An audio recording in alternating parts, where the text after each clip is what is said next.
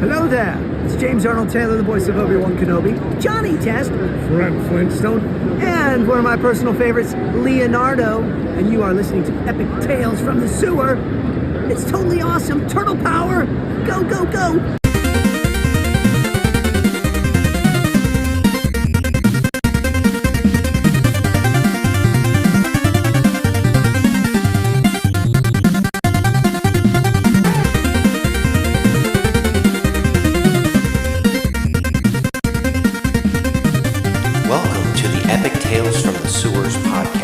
Strap into the party wagon and hold on to your pizza. The Secret History of the Foot Clan, Issue 1. With art by Mateus Santolouco. Story by Mateus Santolouco. With script by Erik Burnham and Mateus Santolouco.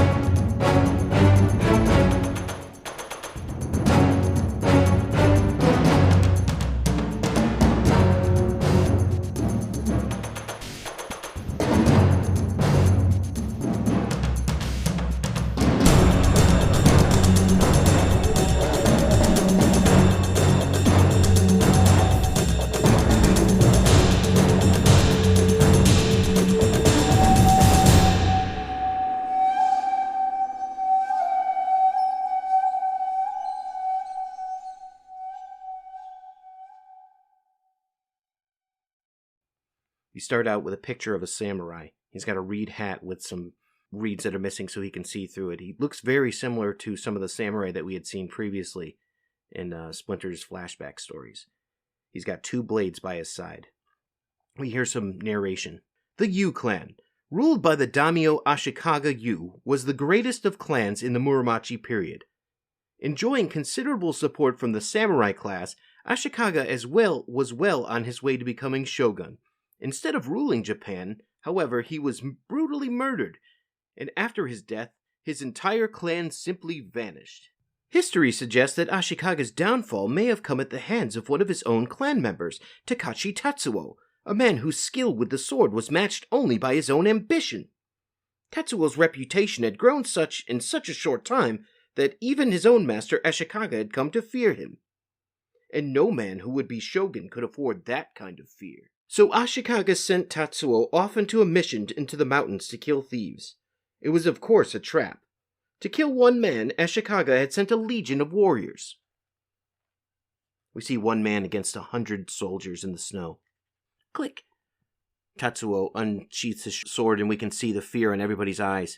He looks absolutely determined as he dives into them with reckless abandon. For any ordinary man, the story would end here. But Takashi Tatsuo was not an ordinary man.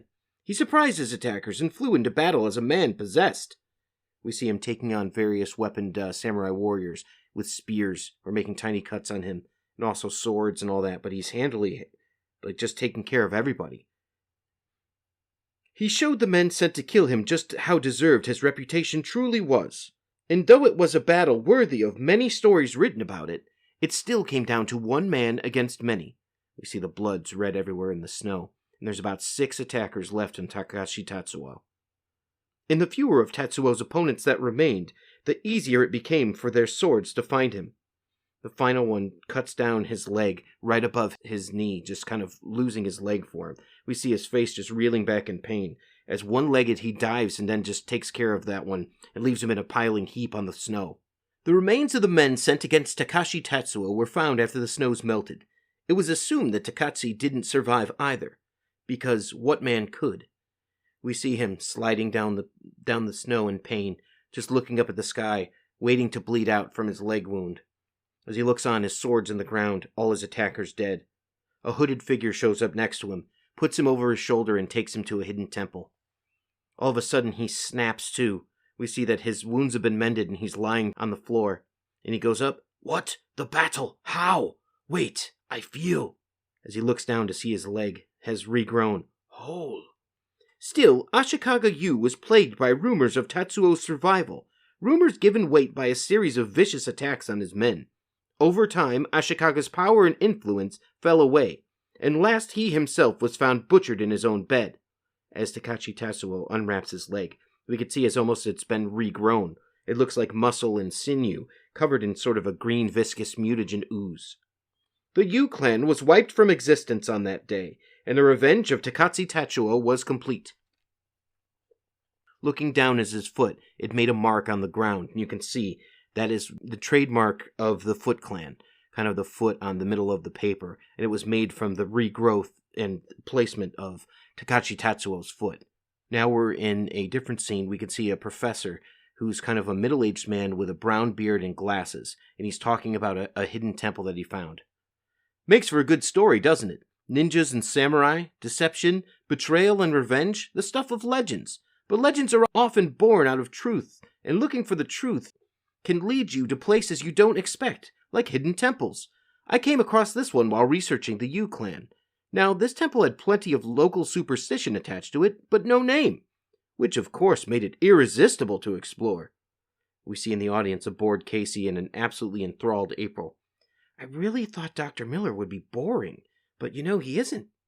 Maybe it's because he's so passionate. I don't know, but history isn't always this fascinating. Fascinating, sure, says Casey. The expedition bore fruit. We recovered many items, including a portion of what we presumed to be a much larger text. The Ashi no Himsu, the secret of the foot. Dude, says Michelangelo. Shh, Mikey, I want to hear this, says Leonardo. The pages you're looking at identify the Ashi no Himsu as the comprehensive history of the ninja order, the Foot Clan. We found details on how they've influenced the politics of their day, medicinal preparations modern man has never heard of, even stories of supposed black magic. And from what we found, it's far from the complete volume. But perhaps you're asking, what does this manuscript have to do with the Yu clan? What's the connection, the common thread? Takashi Tatsuo. These pages appear to have been authored by the Takashi Tatsuo years after his last appearance in any historical record. Wait, hold on, what's the shredder's name again? Oroko Saki. Ah, are we sure? Yeah, we're sure, says Casey and April, back to the turtles who are looking from the rafters. It's not outside the realm of possibility that Tatsuo formed the Foot Clan from the remnants of the Yu clan after Ashikagi's death. But what we do know of the Foot Clan is what their extent of their influence before they died out too. Before they died out, he says. Yeesh. Shh, says Leo to Raph. The Ashi no Himsu suggests that the true secret of the Foot's power came from an alliance with a Kitsune, an alleged witch. Takashi Tatsuo gained something from the alliance that drove him to serve her as a patron.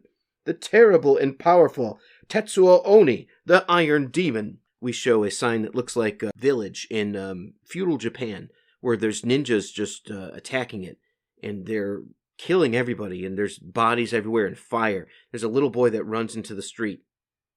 The actions taken in the name of this Oni were the epitome of ruthlessness. It appears that Tatsuo reveled in them. The boy thuds into someone's thick armor.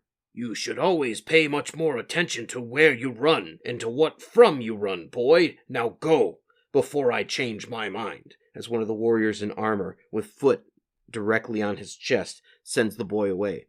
You are lucky none of the others saw that. It is repulsive, Matsuo. These people are no threat to our objective. Slaughtering them is a dishonor, says the man. He kicks in another door. I am pleased we agree, Orokomaji. This insanity does not do anyone any good. As he looks into the burning building to see a mother with her child and a baby crying.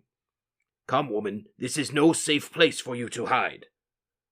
As he lets them go as well. I know for a fact that many of the clan share your concerns about our Lord Takashi's leadership, but they are afraid of his unearthly power as I am. My grandfather served under Takashi's command. He said it is as if our Lord has not aged a day. Perhaps the stories are true. He is in league with demons. as they look over and can see a three-tailed kitsune wearing a scarf on top of one of the burning rooftops, confirming their suspicions. As they look on, and she jumps into the flames, and with 3 jumps, she's out into the middle of the city as they give pursuit. Back into the action, now we can see Takashi Tatsuo. This is what happens, Lord Daisuke, when you try to deny a god. You should have simply given the foot these lands without resistance. Perhaps I would have been merciful. You are not capable of mercy, Takashi Tatsuo, and you are no god. It was my honor to deny you. Ha! Look around you, and see what your honor has brought you, Daisuke. Ah, Kitsune. As she comes into the room, she transforms from a fox into a maiden wearing a fox mask.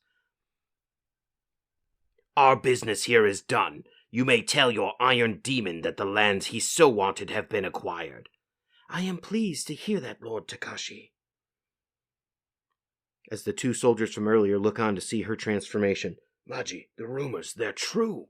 Back to April and Casey at the lecture. I'm just saying we should talk to him. That's all. Probably has a lot more information about the Foot Clan. He could have something helpful to the guys. I don't know. What are we going to say? Hi, we want to look at your valuable old ninja stuff because there's this dude who came back from the dead? Anyway, why would you think that he's got anything else that could help? He will, says Leo. Gah! I hate it when you guys do that. As they get into the van, the turtles are all in the back. Well, we're ninjas, dude, so it's totally habit, says Mikey. And why are you so sure, Leo? Do you know something that we don't?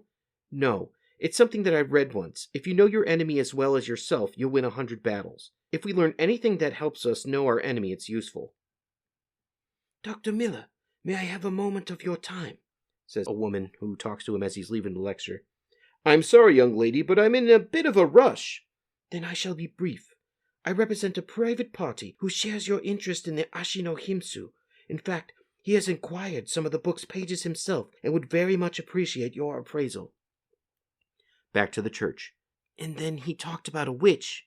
Kitsune, says Splinter. Yes, Father, how did you know? My master Matsuo had told me tales of Kitsune and decades of darkness the Foot Clan endured while allied with her. Darkness that lifted only when Orokomaji led a rebellion to free the clan from the fairy monster that founded it. We see back in Japan the Kitsune, walking in the moonlight, transforming from fox to beautiful woman, removes her mask. As we see Kitsune, we can see that there's a ninja tracing her, and she looks back and he's gone. He goes back to a meeting. It happens once each month, brothers, and always during the full moon. Lord Takashi locks himself away while the witch travels west as an empty satchel. 2 days later, she returns to it with full, only to emerge when he does. I wonder why, says the man. It is the way of her magic. It must be. She's bringing him the power from one of the demons she serves. How right he is. Our forces are ready. We should attack now, says one of the young ninjas. But the witch has returned, Ryo. Whatever she brings to Lord Takashi, he has already received. How long are we to wait, then? We must not get ahead of ourselves. I would know what spell the witch casts before we face her power directly. As we see now, an aged Takashi Tatsuo lies on the ground with his hair all white, looking like a frail old man as Kitsune administers to him a bowl of glowing mutagen. And so the next month, I am tired, Kitsune. That is but the protest of an old man. Drink this elixir, my lord, and your weakness will be but a memory. I am tired of submitting to the will of your demon in order to prolong my life. As he sips on the mutagen. The servitude is too great a price to pay for immortality. As he drinks on, we can see that his hair returns to a dark color and the wrinkles on his face disappear. As he gets up and walks away with renewed strength. There must be something more permanent that can be done. I refuse to go on like this. I am searching, my lord. It will only take time, which is on our side. We will find a better way, my lord, I swear it. As one of the men, Orokomaji, looks on, and he witnessed the secret of Takeshi's power and formed a strategy, a surprise attack. Back to Splinter. Maji had witnessed the secret of Takashi's power and formed a strategic surprise attack. The following month, before Tatsuo could complete his transformation, they bust into the door right as he spills his ooze on the ground and the dish shatters. Takashi Tatsuo, death comes for you this night. What? No, the potion! You will pay for this treachery, Orokomaji. You will all pay. Immediately, Kitsune transforms back into her fox state as he pulls his sword out, pointed directly at Maji. I will deal with Takashi, old friend, if you can keep his witch from tearing out my throat. But do not kill her yet, as he says. So the two begin to battle, as the rest of the ninjas try to hold back Kitsune. Stay back, witch. I will not warn you again. This battle is not for you. Traitor! I will have your eyes for this, says Takashi Tatsuo. It is you who have betrayed your clan, Tatsuo, bargaining with demons. You know nothing, boy. All I do for the glory of the Foot Clan. As they clash braids, Maji just narrowly avoids getting his self cut as his scarf gets slashed by Takashi Tatsuo. As he jumps with a knee strike into Tatsuo, who is still in his old form. Glory is not the most important thing, Lord Takashi. Those of us who have but one lifetime already know this. Honor is what truly matters, and it is all we have that is ours. As he disarms Tatsuo, he says, "No!" and with a slash, he kills Takashi Tatsuo once and for all, finishing his line as he slashes him. And your way has dishonored us all long enough. Kitsune looks on with a "Eee!" scream. You do not know what you have done, Orokomaji, says Kitsune. I restored honor to the Foot Clan, witch, and killed a man who should have been dead long ago. Honor? No, you have brought disgrace on your house, and mark my words, boy, Takashi Tatsuo will be avenged. Your own house will be the death of you, she says as she busts out the window and escapes. From there the masters Maji and Masato set the Foot Clan on the path of honor, a path I was proud to walk with them. It still mystifies me that Maji's own son would be the one to turn the clan back to the dark ways of its founder. Yeah, maybe the kid got zapped by some of that black magic dude the professor was talking about, says Mikey. Oh, come on, there's gotta be a better explanation than magic, says Donnie. Yeah, 'cause magic can turn some chick into a giant fox, but it could never make anybody turn evil or nothing, says Raph with a good point. Guys, a little focus. I still think we need to talk to Dr. Miller and see what else he has on the Foot Clan. I don't know. I just got a bad feeling about this guy. It's a guy thing.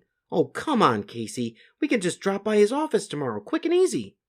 Intuition is important, Casey, but I must agree with April. It would be wise to pursue. I'd like to go too. I want to know more, says Leo.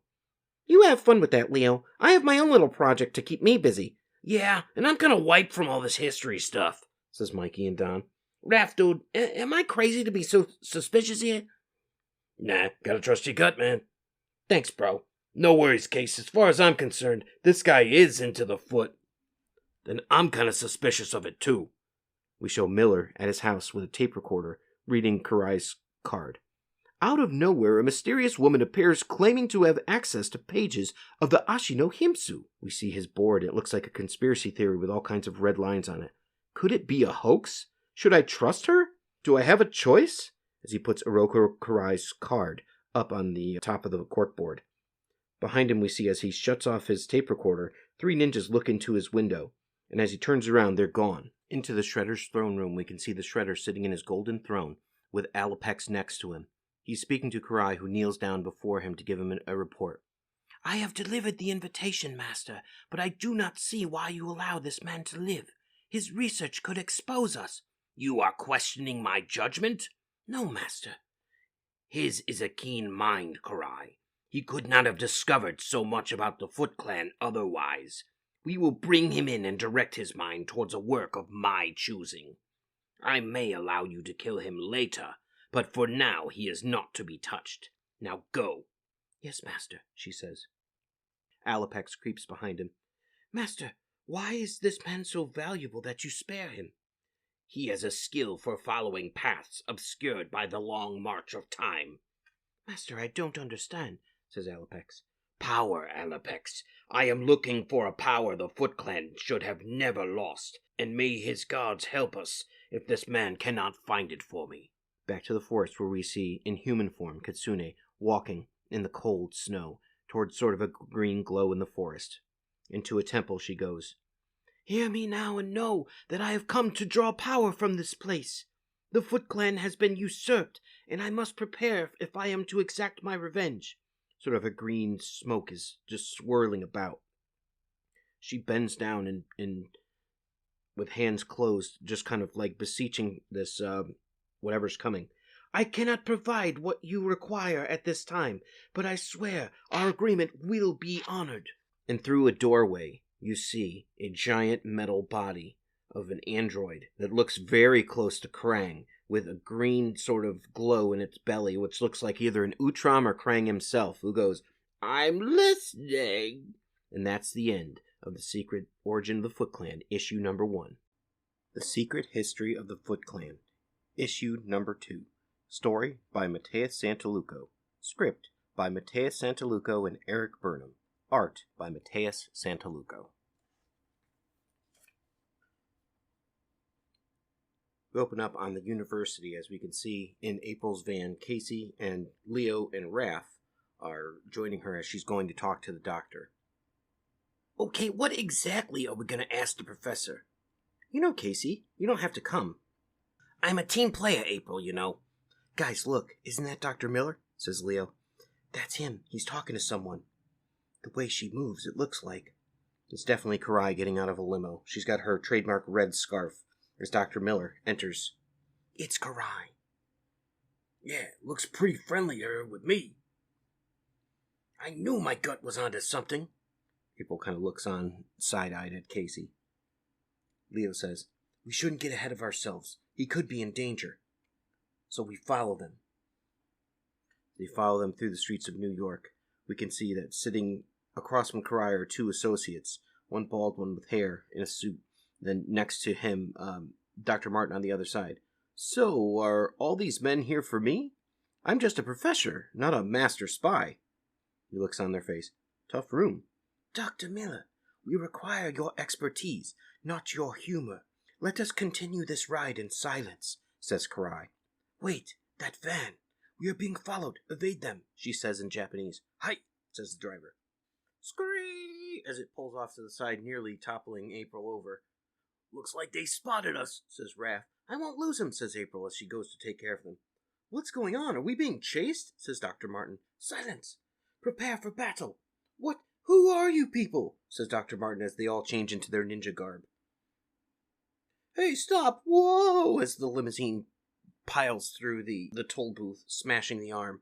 As they're being chased, you can see the foot jumping from the limousine onto April's van as Leo and Raph get up on the top.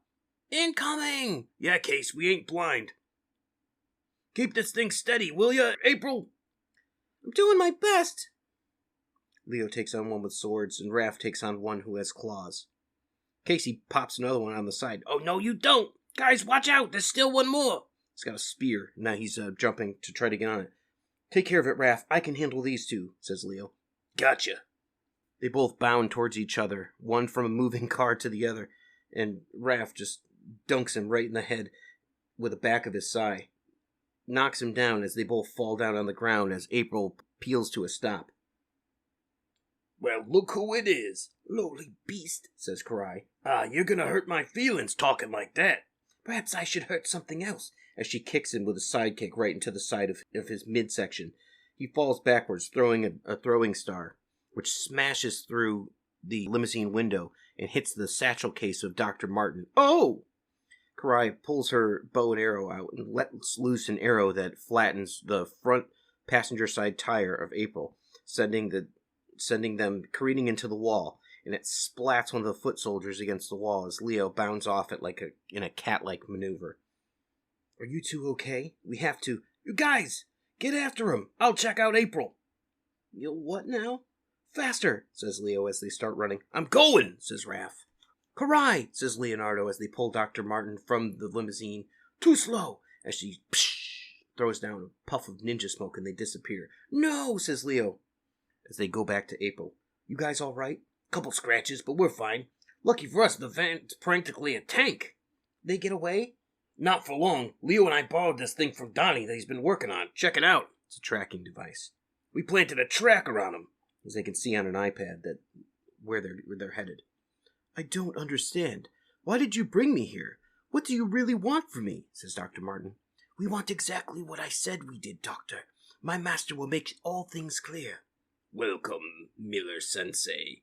I must apologize for the stress you've been put through today. However, as Karai said, the offer is genuine. We would very much like to make use of your expertise. Karai? He looks as Karai opens up a case full of cash. What have I gotten myself into? Says Dr. Martin. You've simply found what you've been looking for, Doctor. We are the Foot Clan. Impossible. We have been following your work, Doctor. You have found things that have been lost to even us. Would you like to see just how much more you can find with the proper support? The Emishi no Himsu, as he opens up a case. Now we can see back to feudal Japan, 100 years in the past at least. Now, young Sake, which of these belong to you? This. And this. And this. I make this.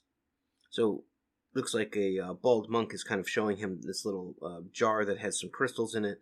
There's a dagger, there's a medallion, and actually it looks like they're fireflies, and then a book. And he says, and I make this, and he takes the book. As some of them actually look onto him. No, none of these things belong to you, Sake. He looks on and he's trying to cry. I'm sorry, Master Maji. We cannot deny that what we have seen. Tatsuo Takashi has been reborn. In the firstborn of his assassin, in my own son, the witch's curse has borne fruit.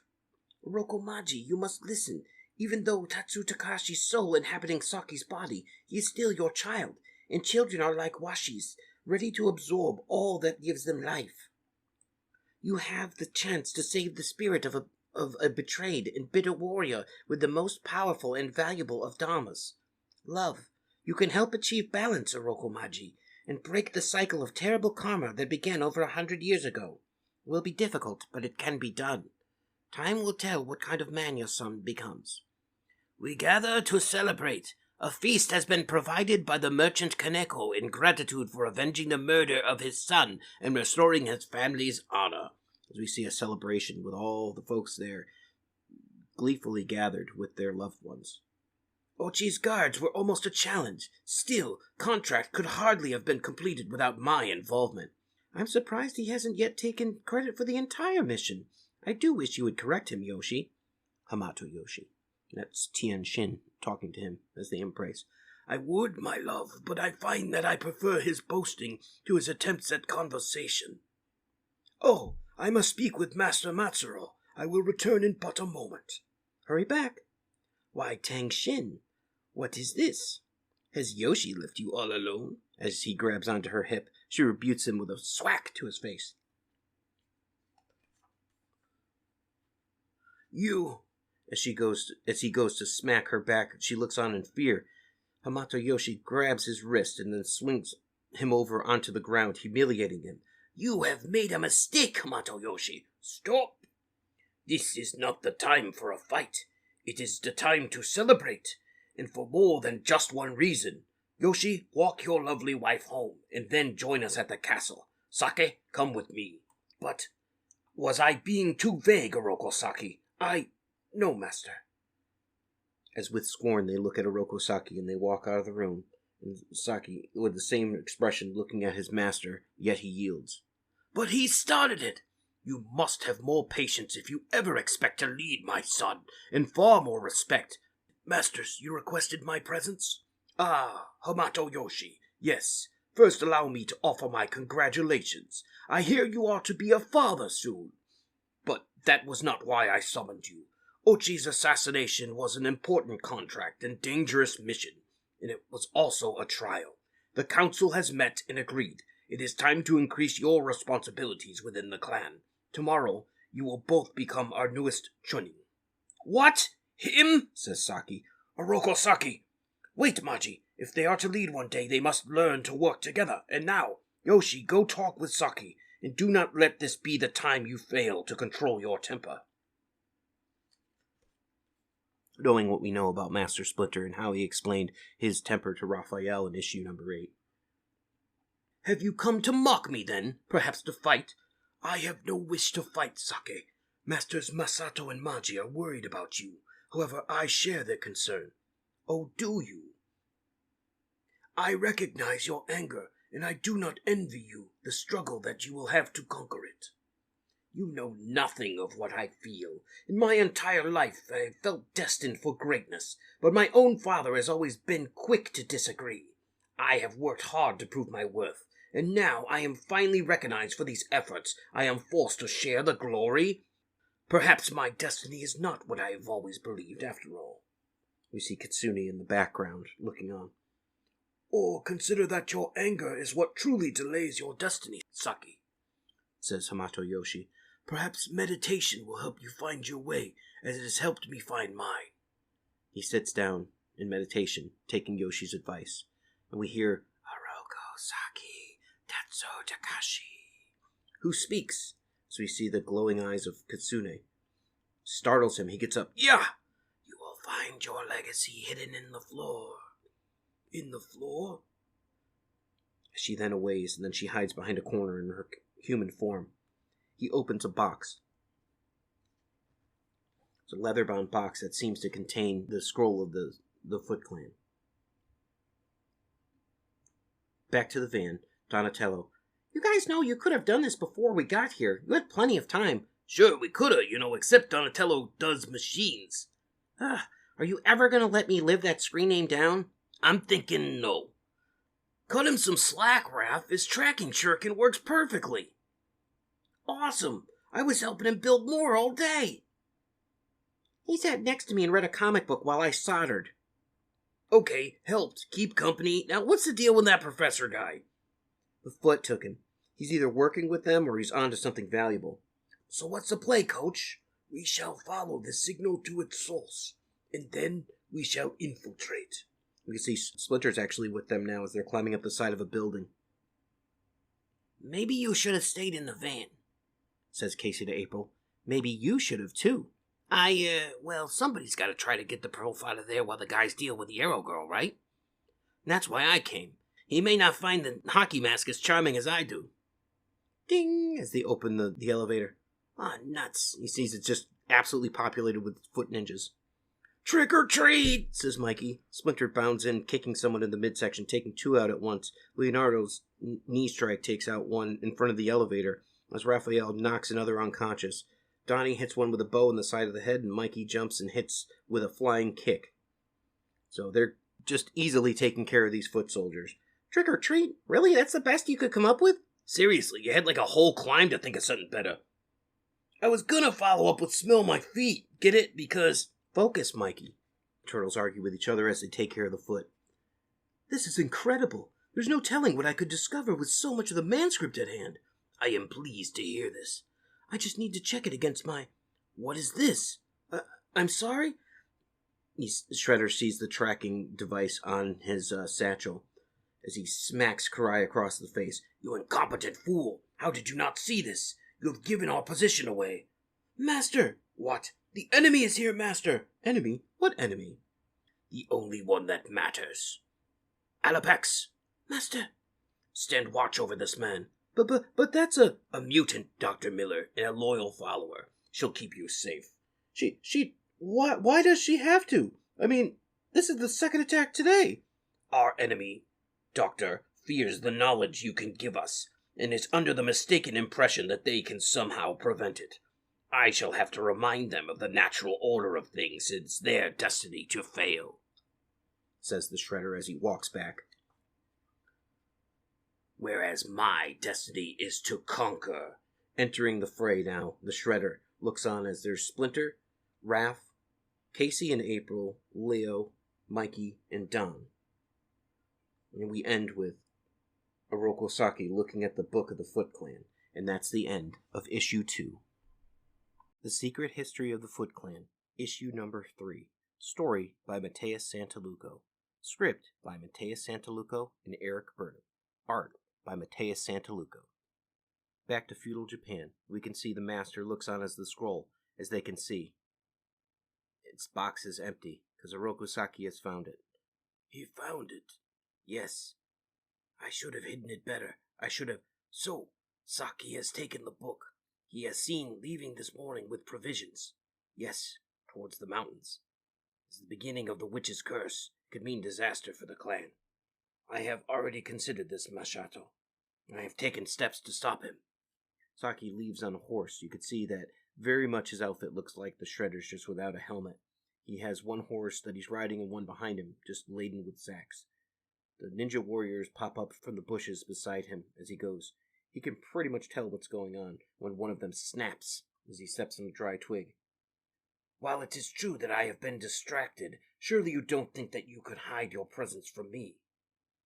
He dismounts from his horse as he can see that they're coming to him, swords drawn. I would have expected my father to send better men. You are only following your master's orders. I respect this. He clashes blades with one of them. And you are all my clan brothers, so I will give you this one chance to live. Yeah! As they slashed him in the eye. We were told not to kill him. No, we were told to try not to kill him. The rage builds up as he has a slash across his eye, which will cause his trademark scar. Shredder jumps into attack. Oroku Saki, I should say, jumps in with attack, and just with a fury, just kills everyone handily, very easily. Father, you have betrayed me. Indeed, Oroku Saki, your father betrayed us all. As Kitsune looks on at him. Back to the current time. Fight with Leonardo, Raphael, Michelangelo, and Donatello taking on the foot soldiers. Okay, everyone attack! We are attacking, says Raph. Maybe we need a catchy battle cry so no one's confused. You know, something cool to say and fun. Karai lets loose of 6 arrows all at one time. Mikey, shut up and fight! No, I don't like that one, he says as he bat punches one with a back fist. Come on, April, let's go find that professor. As we can see Raph punching someone in the face as they both kind of look on amazed. I don't even think Casey was ready for this. Are you sure we should be doing this without the guys? Don't worry. With them putting on a big show, there's probably only a couple of ninjas guarding him. My little friend here can handle a couple of lousy ninjas, as he pulls out his baseball bat. If you say so. Look, I bet they went that way. Okay, punks, let the professor go. Oh crap, I'm gonna need a bigger bat. We can see that there's probably about 15 ninjas plus Alopex who are looking at him, holding on to the professor. End them, says Alopex. Guys, help, says Casey and April as they run out of the way. All of a sudden, whoo, what took you guys? As Donatello thwacks one so hard in the face that its eye patch actually falls off its costume. How about a little credit for noticing that you two snuck away in the middle of a chaotic brawl? As Michelangelo deftly hits one with an uppercut from his nunchuck as Donatello is just taking out another one with another head strike of his bow staff. Focus on the turtles! We can finish the humans later! Yells Alopex. Dr. Miller, come with us. Young lady, whoever you are, I can't just leave. My life's work can finally be cut short if we don't get out of here, Professor, says to April. You are undisciplined, Turtle. Unworthy of your form is pathetic, says Karai as she slashes at Leonardo, who's just clanging swords with her. She has one, he has two, while Raph takes on a mountain of ninjas in the background. Hey, Leo, I think she likes you. In fact, if you two want to go take a walk on the beach or something, I'm fine. I'm fighting everybody else anyway. Raph looks absolutely in his element. We see that Splinter has deemed to fight Shredder. Your children lack focus, rat. But they do not lack honor, Oroku Saki. They would never betray their father or their clan. My father betrayed me. As he slashes at Splinter. Yeah. Catches him off guard and hits him in the face. Knocks him to the ground. And he paid for that treachery. I saw to that. Back in time now. Oroku Saki wakes up. Ah! Kitsune, now making some of that elixir that she had made and previously given to Tashihiro Tensei. Another nightmare, Oroku Saki. Yes, it was my father. He murdered me, and it was so clearly as though it had really happened. Oh, but it did, in a way. Your spirit is awakening. It is remembering its past. You speak in riddles, woman. I speak the truth, and you are as impatient in this life as you were in the last. What? Breathe in the smoke, Oroku Saki, and meditate to open your mind. All will become clear. We see the scar on his face, and it's yet to heal just a little bit, as Oroku Saki inhales the green mist from the mutagen, it seems. He kneels there, at sort of a lotus position across from Kitsune, who had given him this. Our story, yours and mine, begins with a powerful demon who found his way into this realm. It's a picture of what we saw at the end of the first issue, where it looks like Krang coming through the portal. The demon promised me the secret of life itself if I would serve him. To secure what the demon required, however, I would need help, and I found it in a warrior betrayed by his lord and sent to a death he would not accept. Together, we built an army that fed my demon's appetite for conquest. We ruled the Foot Clan for over 100 years until... Father, yes, the warrior was struck down by your father, Orokomaji, but his spirit refused to accept death. It thirsts for vengeance. And it lives in me? Yes, Saki, it is your destiny to avenge your past life and retake the Foot Clan. And what of your demon? Does it still exist? He does. What would he ask in return for helping me reclaim my clan? You think too small, Orokosaki. The real question is, what price are you willing to pay for immortality? Back to the fight. Donatello and Michelangelo on the stairway have taken care of all the ninjas, and now they're about to fight Alopex. Donnie, we knocked out most of the bad guys and found the dude we're looking for. Can we go now? You know what? You make a good point. Sweet. I'll keep Foxy Loxy busy, Mike. You and the others get out. On it, bro. He's keeping her at a distance with his staff, but I don't know how much longer he can do it. Mikey jumps over to the doorway to help April and Casey leave. We got what we came for, dudes. We better make tracks. On our way, little brother. And this time Leonardo frustrates Karai by throwing his own ninja smoke bomb. No, stop them, says the Shredder as they all exit into the elevator. Where's Casey? He's getting the van. Donnie, go with the others and deal with any of the Foot hiding out along the way. Raph and I will cover you. Leo still fighting Karai. Raph now attacking Alopex. Check. See you guys outside. Ha! You can't even block the simplest of strikes. As she swipes across his shoulder, making him bleed. I don't know what your problem is, but I'm starting to take it personally, so back off! Leonardo hits her with a crescent kick, knocking her sideways. Obviously, Karai is still jealous that the Shredder sees potential in Leonardo. Hurry, Professor. Get in the van. You'll be safe. But these are turtles. Don't worry, sir. We grow on you. Are you all right? I'm fine. It's not very deep. April says to Leo. Where's Raph? He should be right behind. He smashes to the bottom of the ground on his shell. He's being chased by Alopex, who's looking to rip his throat out. Raphael! What are you guys waiting for? Let's get out of here. But Raph... I know my way home, Leo, so tell Casey to floor it. This time Alopex throws him as he goes just bounding a little bit out of the way. No, leave that one alone. It is the professor the master wants in the book. So go fetch. Alopex gives her a side eye, sort of a passive-aggressive look as she's not happy of being told that. Raphael skids off the ground into the way of an oncoming person in a motorcycle. Jeez! Hey, buddy, you okay? I didn't... What the... You're a monster! Not quite, buddy, but I'm taking your bike anyway. Ah! As he runs away. As Alopex... You can see that as she's running really quickly to try to catch up with the van who's flooring it. And she goes and she jumps into the air, smashes through the back window. We got company! Give me the book, says Alopex as she reaches in, almost hitting the doctor. I said, we heard you, says Donatello, again keeping her at a distance with the bow staff. Dude, why aren't you whacking her harder? I don't have time to explain Newton's second law right now, Mikey. All of a sudden, we see the motorcycle comes up right behind Alopex, who looks back, and she can see with her eye Raphael swinging like a sling the helmet, driving the motorcycle as fast as he can. He smashes the helmet into her and just knocks her down and unconscious. She gets up. See you later, sweetheart. Rawr, she says, just foaming at the mouth. Dude, that is so sweet. Where'd you get it? Picked it up by the Foot Building. I hope you plan on returning it to its rightful owner. Well, I'm thinking about it, says Raph, super excited that he's driving a fast motorcycle. Foxes, turtles, the Foot Clan, this is... It's okay, Dr. Miller, it's okay now. Guys, we need to give him a safe space. So, where do we take him? The shop? The church? No, Leonardo. It is not wise to bring strangers into our home at this time. No worries, everyone. I know a place to go. Deep breath, Docs. We'll be there in no time, says Casey as he's driving. We mean no disrespect, Miller-sensei.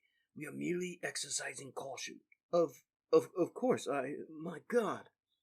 Wait, let me get this straight. A man in the armor is the same man you know from feudal Japan? You're serious? When I came across rumors of the Foot Clan having the secret to immortality, I assumed they were simply exaggerating prosperities of a lost medicine. Does the Ashy book say anything about how Shredder should have become back? Like, exact same dude? I didn't have much time to look at these pages before everything happened. I did see a passage mentioning resurrection. Ah, here. The Dragon Warrior is eternal. His thirst for vengeance can never be slaked. No death can truly hold him. It goes on to talk about the Dragon Warrior's ability to be reborn whole, which certainly sounds like coming back. The exact same dude to me. So, essentially, sir, what you're telling us is the Shredder is the Dragon Warrior. He's basically unkillable, says Leonardo, who's now removed his mask to use it as a tourniquet on the side where Karai slashed him. Back into feudal Japan, we can see Orokosaki's father, Orokomaji, drinks tea with his back to the door. Father? Eh? I brought you a present. Masato Saki! What have you done? I have come to take my revenge, Orokomaji. Did you think that I would never know the truth? You found Kitsune. She found me after your men failed to kill me. Saki, whatever the witch told you, whatever you think may have happened, everything I have ever done was for you. Stop lying to me. Kitsune showed me how I was murdered. By one of my own. The spirit of Takashi Tatsuo has awakened, Father. And Kitsune didn't just show me the past. She showed me the future. A city made of light. Mine to rule. He exposes his hand, which has the claws that you normally see from him, in his gauntlet. Pity you shall never see it. My son, stop calling me son, Orokomaji, and pay the price of betraying your lord. And that's the end of issue 3 of The Secret History of the Foot Clan. The Secret History of the Foot Clan. Written by Mateus Santolouco. Script by Mateus Santolouco and Erik Burnham, with art by Mateus Santolouco. My father is dead, cut down by an assassin in the night. He will be avenged, says Orokosaki as he addressed the Foot Clan. You can see that his father is laid out in a casket, surrounded by flowers, and then all of his followers that come up. We see Tenshin and Hamatoyoshi with their first son, Leonardo. The honor of the Foot Clan must be restored. My condolences, Orokosaki, says Hamatoyoshi. I do not require your sympathy, Hamatoyoshi, just your obedience. Obedience? I am to replace my father as Jonin. But surely Master Masato would be... Masato is gone. Probably some ridiculous errand. We cannot wait for him to lead us, and I am the next best candidate. All of the Chunin have agreed. Except for you, of course. But you have been off seeing to your family, he says with a twisted smile. We see that he was the one that actually killed Master Masato in a flashback. Shall I expect your challenge? No. I will support you in this, says Hamatoyoshi, as it should be. Then I shall restore honor to the Foot Clan, Hamatoyoshi, and ensure no one will ever dare challenge us. Back to real time. We see that they are at a place called Skara Brae. Looks like a bar. No, the more you tell me, the more preposterous this all sounds. In fact, I've yet to see any proof of the things I've been told tonight. What about the fact that you're sitting in a room with reincarnated ninjas? Please, these creatures could simply be talented mimics that have watched too many kung fu movies. Are you serious, says April? This says that ninjutsu's like as much a part of the spirit and body, which is cool, says Michelangelo. And everybody's looking on, they're just kind of impressed. Why is everyone staring at me like I did something wrong? Mikey, that book is written in Japanese. It is? Dude! He couldn't have learned that by watching kung fu movies. No, he could not have, says the doctor. And his translation was accurate. This is incredible. More like impossible, says Donatello. This makes less sense than anything I've ever seen. Dude, it's totally reincarnation. It totally makes sense.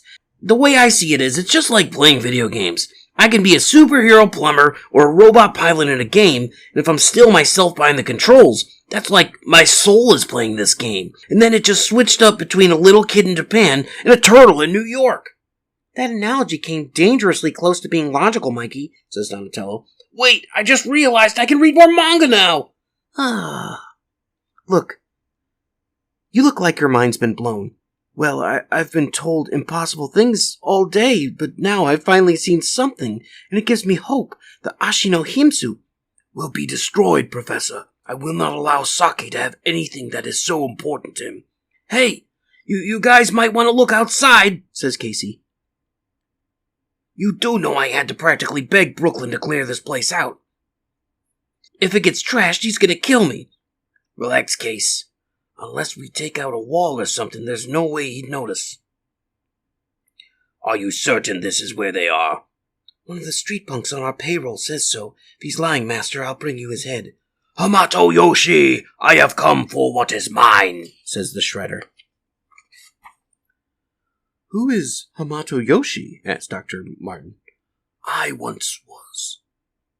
New game, same player, says Mikey.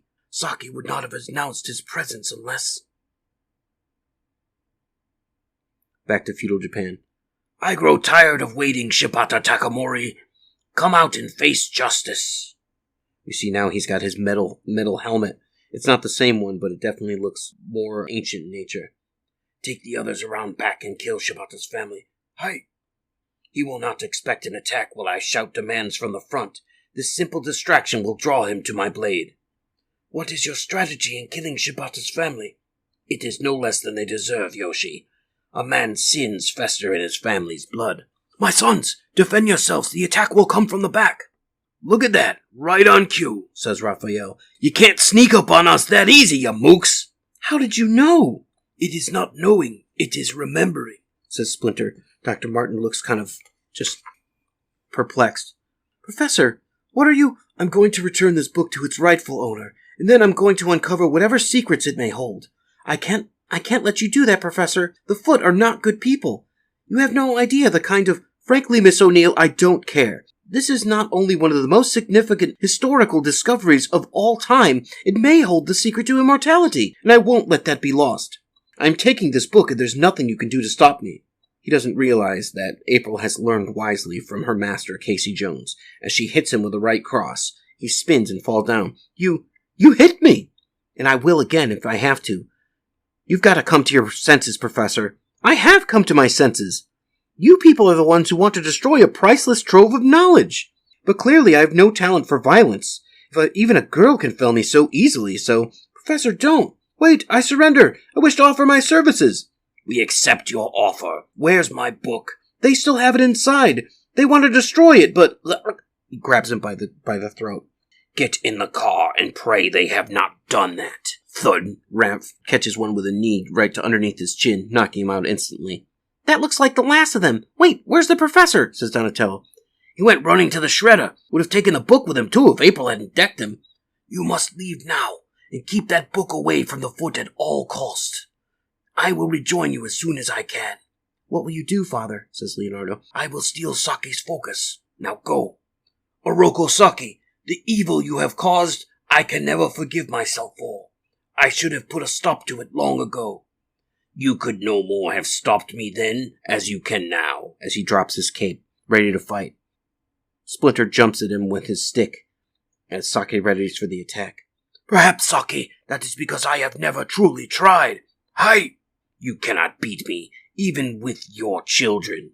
As they attack, slashing at each other and smacking. You're covering their escape. Go after them, he says to Karai and Alopex. I believe the phrase my sons use in a situation like this is, gotcha. He smacks him on the back of the head with his shillelagh. Casey backs the van up, the turtles out the back door. Come on, load up, let's go. I don't like this. We can't leave Splinter. I don't like it either. He was very specific. As right next to his head, a arrow from Karai lies. Return the book, turtles, now! Who knew reading was so popular? As Alopex and Karai look on as they're about ready to fight with the turtles. The four of them get out. Don and Mike, stay with the book. Casey, get out of here. But Leo, Splinter said that book needs to be kept away from the Foot Clan. So go! Karai blocks Leo's sword attack with her bow, as Raph goes for round 2 with Alopex. Am I the only one who feels completely ineffectual right now? Hang on, there may be something that I can do to help. As April grabs her cell phone out of her pocket. 911 emergency. Hello? I just passed the Scarabray bar on Essex and saw some men in masks attacking this old guy. Please send someone. You think calling the cops on a ninja brawl is going to help? Seriously? Shredder's not going to let the police find him. He's making a break for it, and the others should have an easier time getting away too. Well, I guess crazier things have worked out, says Casey. Shredder on the ground, Splinter standing up with his stick raised. I will no longer allow you to dictate the terms of our conflict, Orokosaki. My family will end your cycle of destruction this time. We will finish this another time. As Splinter was distracted by the sound of sirens, the opportunity was seized by Orokosaki, the Shredder, as he hits him upside with a kick. Wee-oo, wee-oo, cry Leonardo, Raphael, and Alapex hear the sound of police. They see the sirens. Just as they start to go, they look dazed. And then, Karai and Alapex are gone. Go, says Shredder to the limo driver. But Master, what of Karai? She will find her way back. Now drive, he says. A few days later at the church. Well, at least now we know how Shredder came back all by himselfy now. He just chugged a magic potion and conked out till like a great-great-grandkid woke him up as an immortal. I guess I thought it'd be harder than that. Is it permanent, or can we reverse it? Dunno, dude. There are a lot of pages torn out. I mean, it's so beat up it could have gotten this thing from a dumpster, says Mikey as he looks at the ancient script. Anyway, this thing is mostly just a boring diary. Other than the whole bring back Saki part, that was really with a footnote written in by somebody else. Heh, footnote, as he hands the book to Splinter. We did not find the information we expected, it is true, but we still have learned a great deal. Who Saki was, how he has returned, even the revelation of Michelangelo's talent. This book is a link to Tatsuro Takashi. Its contents are his thoughts. It reveals his history, and much of the history of the Foot Clan itself. It may hold a deeper meaning for Saki that we cannot know, or perhaps it is simply a reminder of the destiny that Saki is convinced is his. I do not know, he lights a match, but I know that I am right to deny Saki his link to the past. As he holds up the book as it burns, and he throws the little pieces into the sewer. Back at Shredder's throne room, he sits on the throne, with Dr. Martin on one side, and the other side is Karai, both looking at him. The Ashe no Himsu was precious to me, and this loss is disappointing. I am sorry, Master, but be silent! I had hoped that the professor would use the book to find clues to the final resting place of Kitsune. She was the most powerful of allies, and I would have her by my side again. Trust is not in our nature, Professor. Loyalties can shift, and Kitsune was canny enough to know this. She hid herself to sleep away centuries, and it is lost at the time she was found. So far, all that I've tasked with this have failed, but you won't, will you, Professor? I have faith in your resourcefulness. Even without the book to aid you, succeed and you will be granted the secret of immortality. Fail, and I will cut out your heart. Glub, he says as he looks up at Shredder, back in the past. What is taking so long, Kitsune?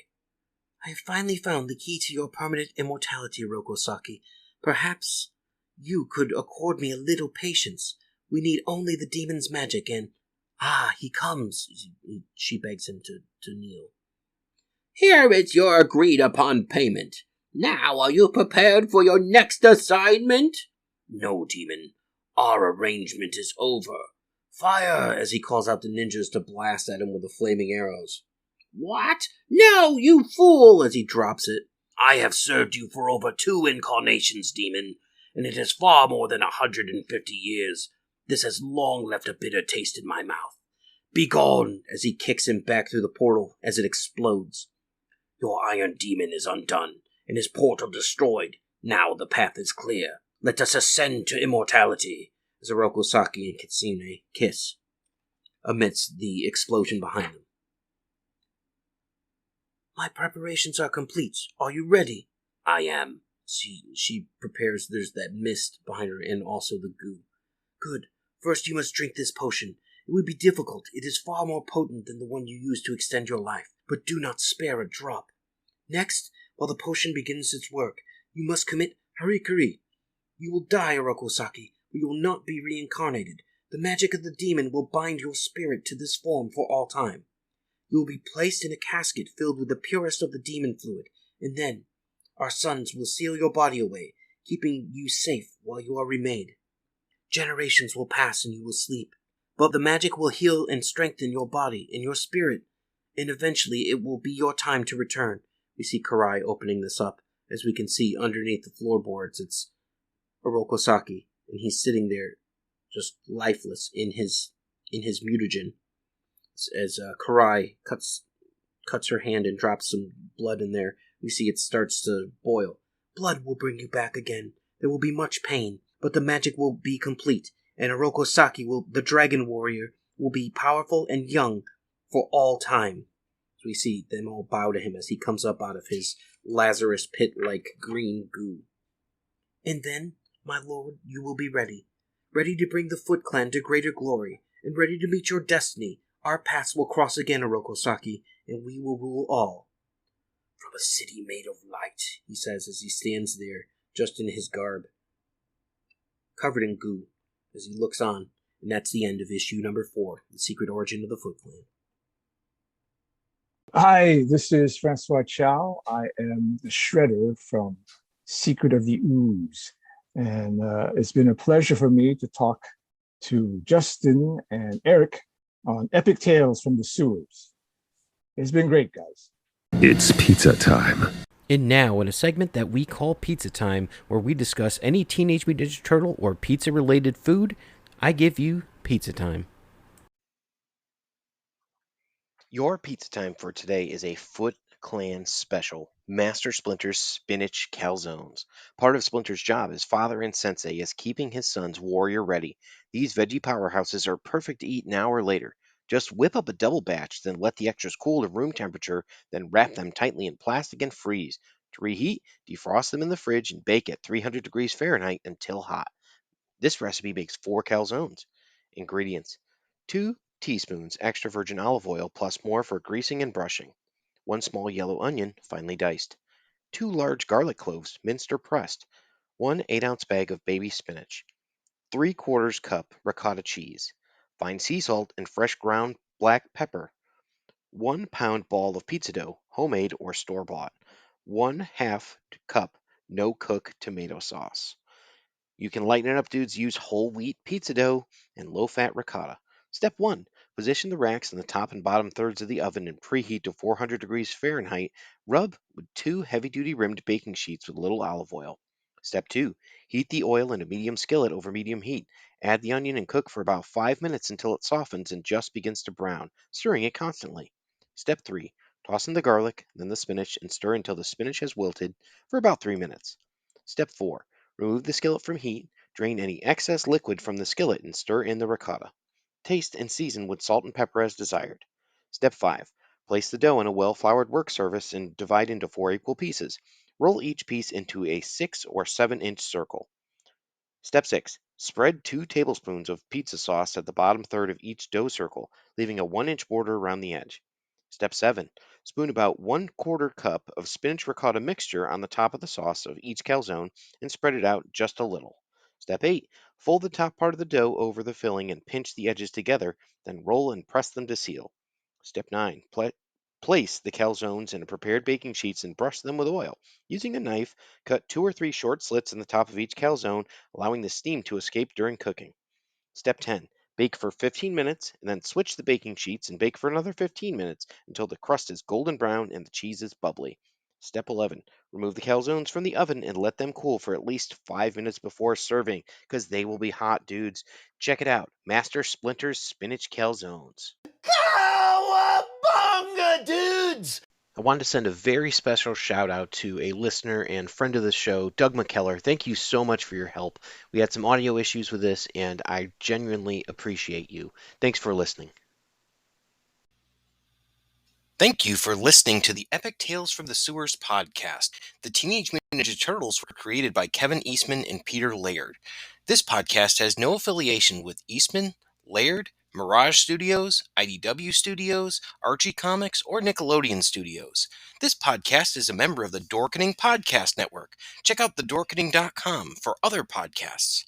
Epic Tales from the Sewers is recorded by Justin Cooper and Eric Will.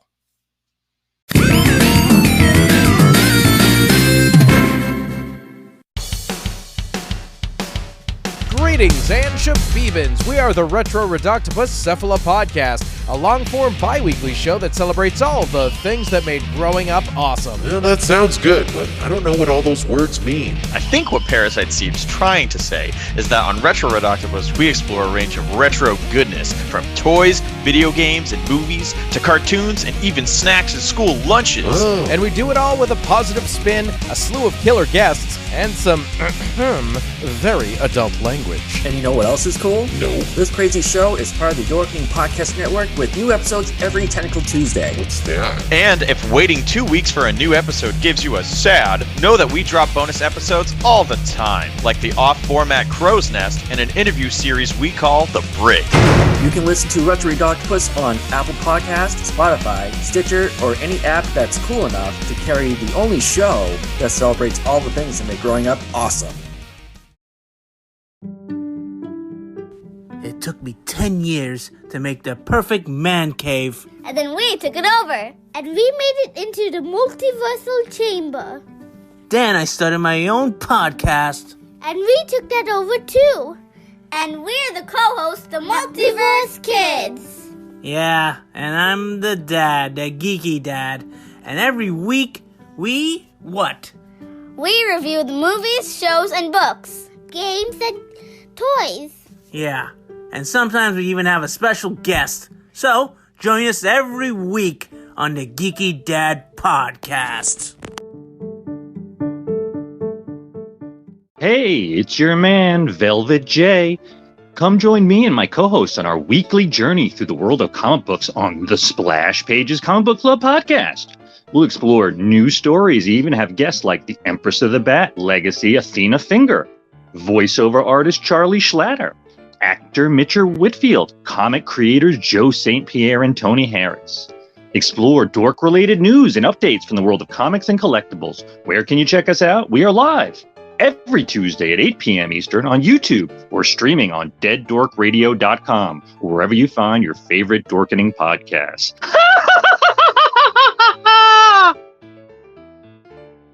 Hello, intrepid listeners. This is the Generation Playlist Podcast, a podcast about music where we are your guides through a particular group or artist. We talk about the music, and then we make a customized playlist to share with you, our listener. And you can check us out wherever you listen to podcasts and find our playlists on Spotify.